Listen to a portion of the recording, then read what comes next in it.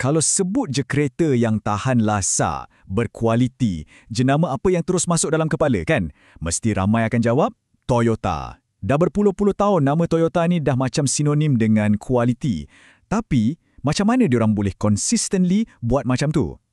Jom kita bedah siasat rahsia diorang. Okey, kita mula dengan satu nombor ni, 87%. Wow, angka ni bukan calang-calang tau. Ini datang daripada kajian Nielsen Malaysia untuk tahun 2024. Maksudnya, 87% pemilik Toyota cakap kualiti kereta diorang sangat baik. Ini bukan setakat nombor atas kertas. Ini bukti sebenar. Bukti kepercayaan dan kepuasan hati pengguna. Jadi, apa rahsia di sebalik semua ni? Sebenarnya puncanya datang daripada satu falsafah Jepun yang simple tapi sangat-sangat powerful, Kaizen. Maksud dia senang je, penambahbaikan berterusan. Falsafah inilah yang jadi jantung, jadi DNA untuk setiap kereta yang Toyota buat. Dan inilah kunci untuk kita faham 8 rahsia yang kita akan kupas lepas ni. Okey, ini dia roadmap kita untuk hari ini. Mula-mula, kita tengok sikit legenda kualiti Toyota. Lepas tu, kita selami resipi rahsia 8 dimensi tu yang kita pecahkan kepada 2 bahagian, jantung jentera dan pengalaman pemilik. Akhir sekali, kita buat kesimpulan. Baik, kita masuk bahagian pertama, legenda kualiti Toyota. Persoalannya, macam mana reputasi yang gah macam ni boleh dibina? Adakah sebab nasib baik je? Atau memang ada formula rahsia di sebaliknya? Dan jawapannya, ia bukan magic. Langsung bukan kebetulan. Kejayaan Toyota ni sebenarnya hasil daripada satu proses yang sangat metodikal, sangat sistematik, di mana diorang fokus betul-betul pada 8 dimensi kualiti yang spesifik. Inilah rangka kerja yang akan kita rungkai sama-sama. Jadi, jom kita tengok apa dia resepi rahsia Toyota ni. 8 dimensi kualiti. Untuk bagi senang faham, kita akan pecahkan kepada 2 kumpulan utama, satu pasal kejuruteraan dan satu lagi pasal pengalaman pemandu. Inilah dia 8 dimensi itu. Daripada prestasi enjin sampailah ke kualiti yang dirasai oleh pelanggan. Setiap satu ni ada peranan penting dalam membina sebuah kereta Toyota. Okey, jom kita zoom in satu persatu. Okey, kita mulakan dengan 4 yang pertama. Kita panggil ia jantung jentera Toyota. Ini semua pasal asas kejuruteraan dan pembuatan. Basically, semua benda penting yang ada bawah hood dan dalam badan kereta tu. Yang pertama sekali, semestinya prestasi. Maksudnya, simple je. Sebagus mana kereta tu bergerak. Kita ambil contoh enjin dual VVTi yang ada pada model macam Vios dan Camry. Enjin ni bijak tau. Dia bagi balance yang cantik antara kuasa dengan jimat minyak. Boleh dapat serendah 6.5 liter je untuk 100 km. Cekap tapi power tetap ada.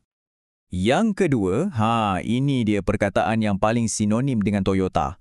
Kebolehpercayaan atau reliability. Ini janji diorang yang kereta anda akan hidup elok hari-hari tanpa perlu pening kepala pasal rosak sana sini.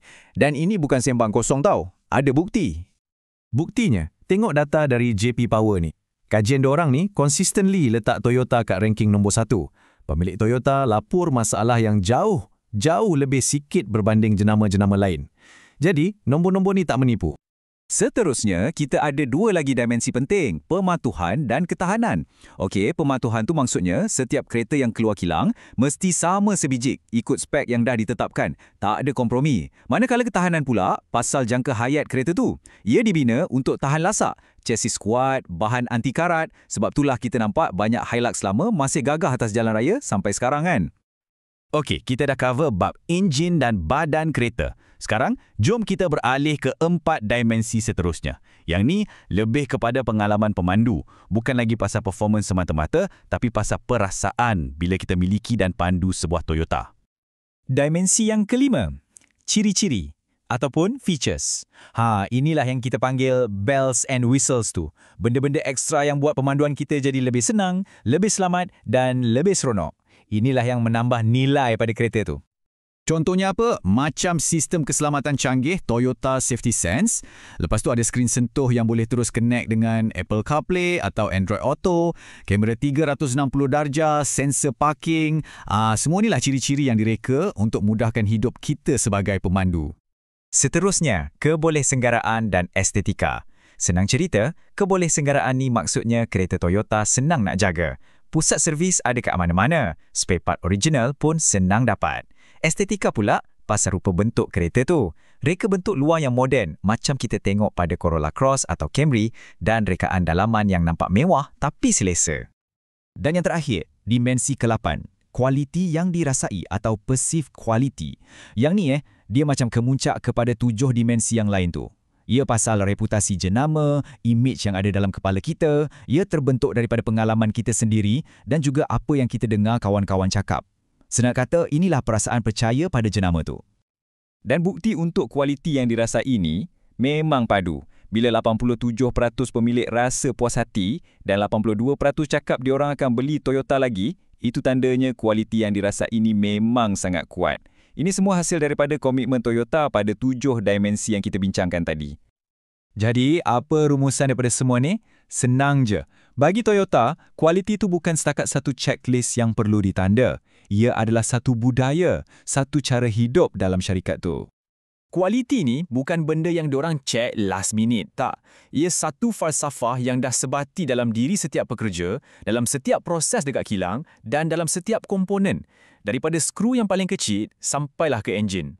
Dan ayat ni mungkin rangkuman terbaik untuk falsafah Toyota. Kualiti dibina bukan diperiksa. Maksudnya, diorang tak tunggu sampai hujung baru nak cari salah. Tak. Diorang pastikan tak ada salah dari awal lagi. Inilah rahsia sebenar kejayaan Toyota. Jadi, lepas kita dah tengok semua 8 dimensi ni, soalan saya untuk anda pula. Bila anda nak beli kereta, dimensi mana yang paling penting untuk anda? Adakah prestasi? Atau kebolehpercayaan? Atau mungkin rupa bentuk? Estetika? Cuba fikirkan.